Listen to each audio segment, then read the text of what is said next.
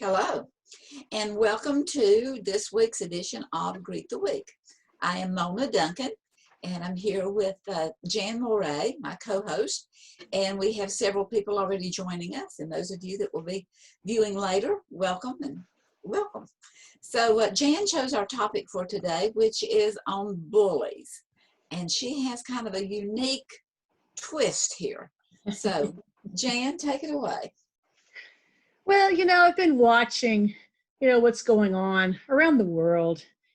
And there are a lot of bullies out there. Normally when you talk about bullying, you think of in the schools, and that is a problem in our schools. But unfortunately, people don't grow out of that. they keep going even into their adult life of being bullies and just not treating people well. I mean, I hate to use labels, but just not being respectful and being mean to people.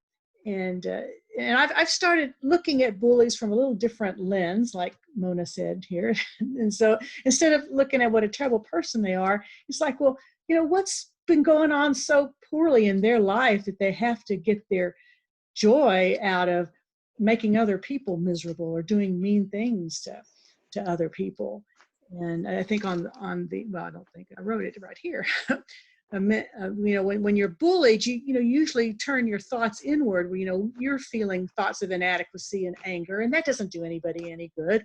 But what if you were to focus on the bully and say, hey, what's been going on in their life, because we know from Dr. Glasser that all behavior is purposeful. So there has to be something that they're getting out of doing that. And, why are they to the point where they get so much pleasure out of harming others? And why has that become a way of their being? And then I also was reading something a few weeks ago about it was talking about white privilege, and it was an article about this one family, a Black family that moved into an all-white neighborhood, and they had a swimming pool in their yard, like all the other people had swimming pools in their yard. But theirs was the only pool that rocks were thrown in it, and they, had one of those surveillance cameras and saw the kid who threw the rocks in their pool, and the woman had a real interesting way to handle it. Instead of getting all upset at the child or the family, she gathered up the rocks and put them in a little box and took them back to the person's house and said, your son, was playing in our yard and left these in our pool, and just left the box there. And I just thought that was a very interesting way to handle a situation like that, because you don't have the confrontation, that your son, he was throwing rocks in the pool, because you're not even showing what it is. But you're definitely getting the point across. And maybe some people will think that's passive aggressive to do that, but maybe that's just a different way to handle the situation. Because when you start getting angry and making threats, I don't want to see your son in my, near our house anymore, or anything like that, you start pushing them away, and just trying to figure out, how are ways that we can handle things and deal with things that are more on a friendly, friendly way to get the point across that I'm not very happy with this, but maybe there's other ways that we can handle these situations. So Right. And it sounds simplistic, and it is kind of simplistic, but it takes a lot of courage to do something like that. Yes, it does. It does. And to try to settle it amicably as opposed to getting angry and making accusations. I know Cynthia Moss is, I've listened to her broadcast a couple of times, and she is, it's like, all the changes in the atmosphere and how it comes into Earth and how it affects us and all this kind of stuff. And her opening statement has this little music behind it, and it opens it up, and that we were sent to planet Earth to learn and to grow and to mature and to do it with our own love. Mm. And that, I think about that really a lot. I thought, wait a minute, what do you mean do it with our own love? That we have to kind of reach down deep inside to find it so that Right. we can respond to Right. the person that has not been so kind. Right. And talking about the fact that it may seem like a passive aggressive thing. Well, there are degrees, and it depends on how we look at it. Maybe accusing someone, but there was no intent to have been passive aggressive, to have done something like that. And so Yeah. there's just so many different elements to look at. But it is, how can we respond to a negative way in a way that is not so negative? Is that? Yeah. Yeah. I mean, that's because it's so, I mean, our first reaction is to, because those feelings of anger are building up inside of us. And the first thing we want to do is to lash out at them and let them know that that was totally unacceptable. And you wouldn't do it to any of the white folk in the neighborhood, only to me because of my color. And it's that just pushes people away. Whereas if you can get your point across in a way that's non-threatening, and just giving the box, you don't know what's in it, and so it's non-threatening, but it's to say, that there's something I'm not real happy with, and I'm just providing information. I think that is more than accusing somebody, even though they did it. You've got it on camera. Oh, that still that still doesn't matter, that you caught them red-handed and have the proof for it. It's the way you bring it up to them. When she brought the box of rocks back, did she just leave it on the front porch, or did she talk to a parent? She talked to the mother. The mother answered the door And what was the mother's reaction? I didn't get into that. It didn't get into that, but it's just the gesture that so I don't know how it turned out, whether it was a positive thing or a negative thing. You don't know, but I just they just struck with me as being a non-confrontational way. I mean, so you both know what happened, and it also reminds me of a time where I know I've used this example here on Greek the week before, where I learned about honesty was from a black man, a black teacher. He was our biology. When I was in. Okay, somebody's. So I am. Alice, I think it's from you. Can you mute? Want me to mute? Sure. Yes, please. For some reason, yeah, that's better. Thank you very much. For some reason, when I was talking, I was hearing myself echoing back. Anyway, I was in high school, and in biology class, and our teacher was a black man. This was the first black teacher we had in our it was a Catholic school that I went to, but there were a few black students, and people didn't respect him, and I got caught into that too. I'll admit, his homework got a bit tedious, and so what I did one time was I took the questions from the previous week, and just because he didn't collect the homework, he just looked at them, and I put them out there and pretended like it was that week's homework, but it really wasn't. It was the week before, maybe 2 or 3 weeks before, and I bragged about it that I did that, and he never ever noticed it. And so then one time another student tried to do what I did, and the teacher caught him, and the student said, "But Jan does that," and the teacher, his name was Mr. Stripling, he said, "No, Jan's a good student. She would not do that. She would be out the window trying to listen to class. She would not do something like that." And I knew in my heart that he knew that I had not answered the questions appropriately, but yet he made the comment in such a way that it showed that he trusted me, even though I wasn't trustworthy, and that just is really stuck with me about honesty and respecting people and trusting people. And instead of thinking that you need to earn their trust, you give them the gift of trusting them. And so even if you have, you know that they've done something wrong, instead of confronting them about the wrong, say, I know this person is a good person and wouldn't do that kind of thing, maybe with a little twinkle in his eye, knowing that he really knew that I did, but he knew that it really wasn't my character. But you don't know who you're going to touch by saying something like that, and by not bringing up the negative thing that happened.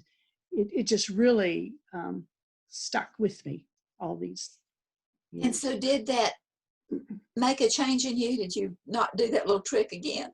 Oh, absolutely. From then on, I did my homework. I did it. Actually did it. I did it every week. I earned respect for him as well too, because I appreciated him for not embarrassing me in the class, because he could very well have made a big deal about it, and he didn't. And I mean, I appreciated that. And maybe that's why the thing with the little box and keeping the rocks in the box and not making a big issue at it really resonated with me. It's like, well, it worked for me. Certainly it would work for some other people, that this person is really providing information, and you know that, because he was probably disappointed in me, and and this woman is upset at the neighbor for allowing her son to do something like that, but yet not causing any conflict, but letting people know, hey, I know. Not going with an accusatory tone of Right. voice. Right. Just presenting the information as it is and leaving it up to her. Yeah. To decide what the outcome will be. Yeah. Yeah. And then what, we could always look here and see, well, what if it does happen again, and what else may need to be done? Yeah. Because there are initial acts of indiscretion or bullying or whatever, and then the more they are gotten by with.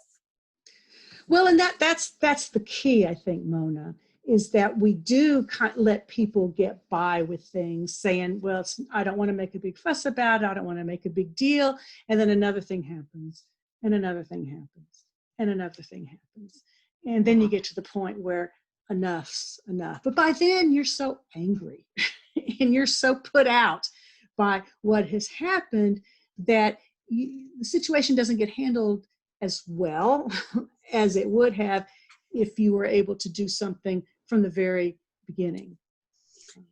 And so instead of speaking up initially, it gets to the point that you're spewing it out. Right. And there may be a little venom with it.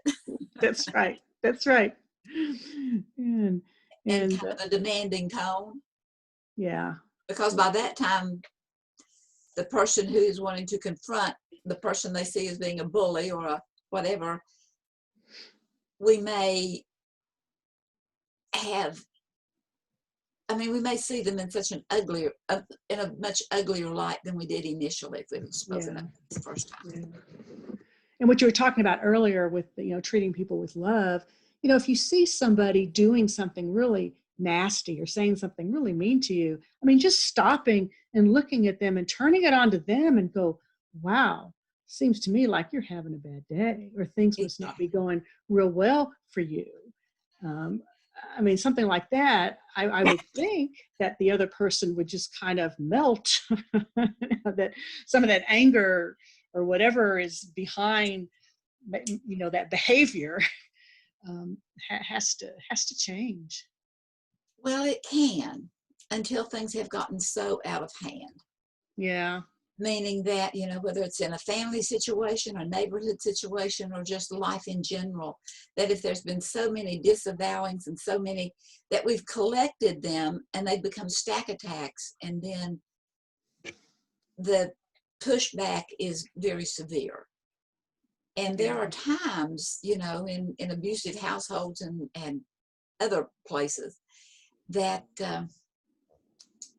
a person that is at their wit's end and does not know how to handle it needs some legitimate suggestions as how to do it. And one of them is that we really do have more influence over that other person. There are things that we can do even when we think we can't. Right. Right. Yeah, I mean, it's definitely a lot more difficult when things have been going on for a long time.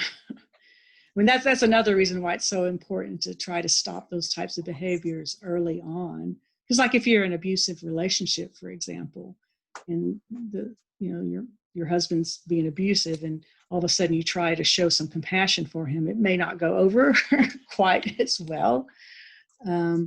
But I guess you have to start somewhere, you know. And I don't know if you had any experience with the prisoners that you worked with on trying to break through that tough barrier, because I'm sure a lot of them think that they have to be that way. Otherwise, people won't respect them. They won't take them seriously. Yes, definitely. And, I mean, I really believe that all bullies are the same, meaning that they can give it, but they don't know how to take it. Oh. And not this. Okay, this never works. It never works. Never works. But they don't know how to take being stood up to. They don't know how to take kindness. They don't know how to say, no, that's not it. In working with the prisoners, I would take them on outings, provided they were 100% in program compliance. And that, it entailed several things. And anyway, there was this one guy that, and he'd signed up for it, and it was time to go. And so we were up there signing up, and I knew that he was not in program compliance. And, I asked him a couple of questions. I said, well, did you do this? Did you do that? Have you done that? And he was kind of beginning to shy away, And he said, no. I said, well, I'm sorry, but you can't go with us. Mm-hmm. And he stormed off, and he says, well, I didn't want to anyway. Oh. So I followed him. He was going back to his dorm. So I followed him. I says, wait just a minute here. Don't just go, don't storming off. Can't take me that one. Yeah. Don't go running off and acting like a spoiled child. I said, you did want to go, or you wouldn't be so frustrated. Don't they hate it when you say that? When you hit the nail on the head like that? Yeah. You did want to go, or you wouldn't have been proclaiming the fact that you're above wanting to do anything like that. But there are rules and regulations, and there will be more coming up. So, be a person of integrity and start doing that. But I know, like in home situations and so forth, you can want to talk about something, and the other person just is so demanding that they just will literally follow you around. And, even if you lock yourself in the bathroom, they try to get into. And in desperate situations like that, you need to have someone that you can talk with, that you can let them know that they can be an advocate for you. Right. Because many, many times, you need to have told someone else about it, someone that you can trust, and someone that could give you some insights or some leeways or some things, is to start putting a couple of dollars back out of this and that, so that you could at least get a bus ticket to get out of town. To begin to pack your clothes, so that whenever it is available, you can get it, because you need to protect you. Right. That no matter what the other person says or does, you are a person of worth and value. And you need to tap into that and know that deep down inside. Yeah, I think that's so important for people in a situation where they've gotten in too deep, where it might not be safe to start talking back or standing your ground and stuff. And I think it's absolutely correct that they ought to be putting some money away and protecting themselves, confiding in somebody, and letting somebody else know. Maybe that person can keep the money for them so it doesn't get found or anything. And in making a plan, if you don't know how to make a plan, just, Google something. Maybe if of course, I know there are times that people don't even have that, because the person that's the bully is marking what they've Googled. Right, they could be watching everything. Yep, absolutely, watching everything that they're doing. I want to throw out a question. What's that? Are women ever bullies? Are women? Oh, yeah. Thank you. You ever heard of Mean Girls? Yeah. It's I run into anger from women sometimes. you're doing what to anger? What did you say? People, a woman will get angry, and it appears from my point of view that, I'm wondering, why are you angry? What's going on? It doesn't make any sense to me. The anger sometimes. Well, Not if you ask a why question, you have to be open to the answer. Otherwise, all. you just I'm waiting automatically for an disavow answer. it. I mean, I would love to have an answer, and it just anger. In my experience, anger almost always ruins a conversation. Almost always. For me at least, it's really hard to deal with anger. Well, it depends on I've who's got to the point where I'm anger. just going to walk away. It depends on where the anger is pointed at, because people can have pretty good conversations if they're angry about something else out there, and they can go back and forth with But if it's a personal anger thing. the anger. But no, you're right. I mean, nobody wants somebody coming up to them being angry and fussing at. I mean, that's why, I thought it was so nice that the woman had brought the box with the rocks concealed, because then there's no anger at that point. There's no anger, and it's a way to try to keep the anger out of it. But yeah. A component of that, though, Jan, my perception is that mother was dealing with at least double, if not more, perceptions, and was at risk to be judged for her skin color. So because of so it sounds like she chose a very good way to respond, but if she had chosen a way to respond that reinforced a overt or implied bias or hidden bias, or it responded in a way that perpetuated the recipient's stereotype, even though, based upon feelings she had. So it took who knows how much thinking, how am I going to respond to this behind the scenes? So there was another factor for that mother in terms of how she responded. Plus, I'm sure they want to remain in the neighborhood and be seen positively. So I think there's other layers to this, as is all feelings, and bullying has multiple layers to it. Yeah, they do. I mean, race is a very obvious difference that people can have, but it could be on political views. It could be on I don't know, maybe how you take care of your house. Maybe your house is the dump in the neighborhood and all the other houses are looking nice. So people could think negatively upon that too. I mean, there's all kinds of things, but maybe we should learn from those who have other reasons for people to not like them, and just try to be more amicable and less offensive, and not come at them with anger. I'm wondering what you think about when I was working in schools, there was a lot of work about bullying. Mm-hmm. So I'm not sure whether we're having how the definition might change. The research came from Olvius, who is either from Norway or Sweden or Denmark, and my apologies, I can't remember where, but it's Olweus, and I can't remember his first name, but Olvius. And he contradicted previous research. So one of the things that he brought up was, like, in schools, we used to say that, well, the kids who are bullies, really look at them because, oh my God, their self-esteem is so low, and we really want to build up their self-esteem.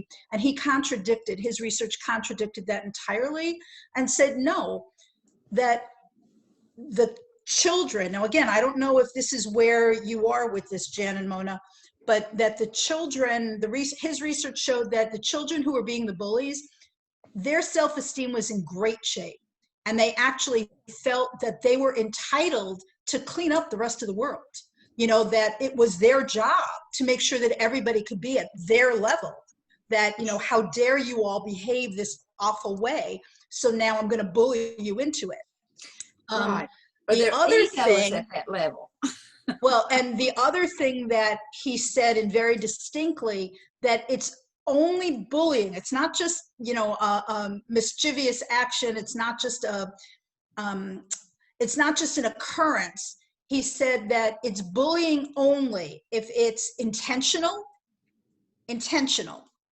well thought out, intentional, and that it's recurring. So it isn't a one-shot deal. Well, to It's come up going- with the topic for today, I really wasn't thinking about bullying in schools, and I have nothing scientific. I haven't done any research on this and stuff. To me, it was just a general term for people who were not treating other people, very well. And I think it may have been because of some Facebook posts. I was reading all this stuff on Facebook and people lashing out each other and stuff. And I'm just like, this kind of behavior is just, it's just not productive.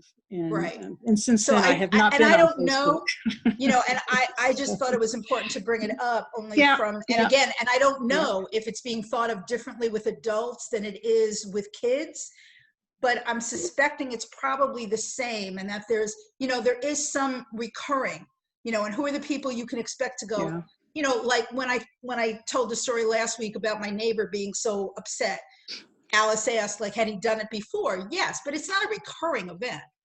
I don't see him as bullying me. I see him as just acting out every now and again when he's not getting his way.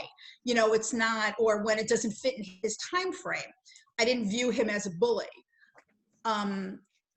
So I don't know whether it's worth distinguishing or not. So I just thought I'd bring that up, from my own bailiwick here. By that definition, though, it almost seems like it's important to distinguish between a bully and a leader. It seems to me. It is. It's a leader turned inside out that becomes the bully. By your definition, the bullies are leaders, or trying to be leaders. They are.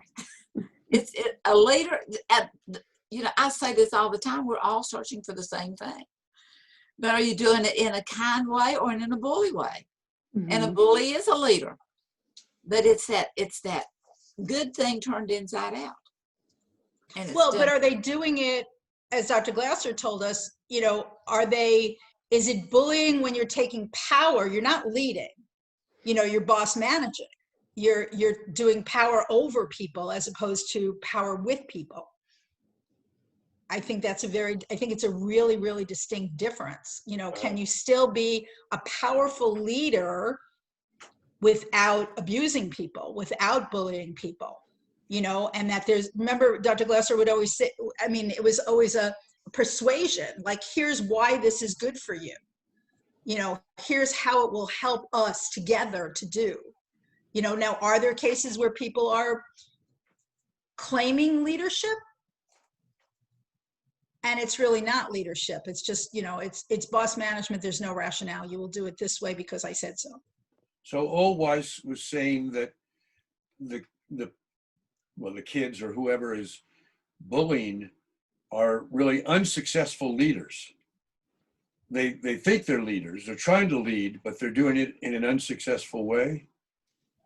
They're doing. I don't think he ever labeled it as leadership, but I'd have to go back and check that. I guess in a sense that it was an issue of they felt an entitlement to have things be the way they wanted it to be. So whether you want to label that as leadership or not, I'm not sure. Is it successful or unsuccessful? I don't know. We're coming to the end of our time allotted for this. Sorry. And I reached over here right quickly and looking at the bully, whether it's in the school bully or whether it is the mate bully or whatever. There's a poem by Veronica Schofstall that is just beautiful. It's entitled After a While. After a while, you learn the subtle difference between holding hands and chaining a soul. After a while, you learn that friendship doesn't mean leaning and company doesn't mean security. And you begin to learn that kindness is not contracts and promises. Presents are not promises. And you begin to accept your defeats with your heads up and your eyes open, and the grace of a maturing person, not the grief of a child. And you learn to build your roads on tomorrow. You learn to build your roads on today, because tomorrow's ground is too uncertain. And futures have a way of falling down in mid-flight. And after a while, you learn that even the sun burns if you get too much. So you plant your own garden rather than waiting for someone else to bring you flowers. And you learn that you really can endure, and that you really are strong, and that you really do have worth. And you learn, and you learn, and you learn. That's right. We're always learning. Well, thank you for that, Mona. And thanks, everybody. And we'll see you next week Thanks a lot. See you next week. for another edition of Greet the Week.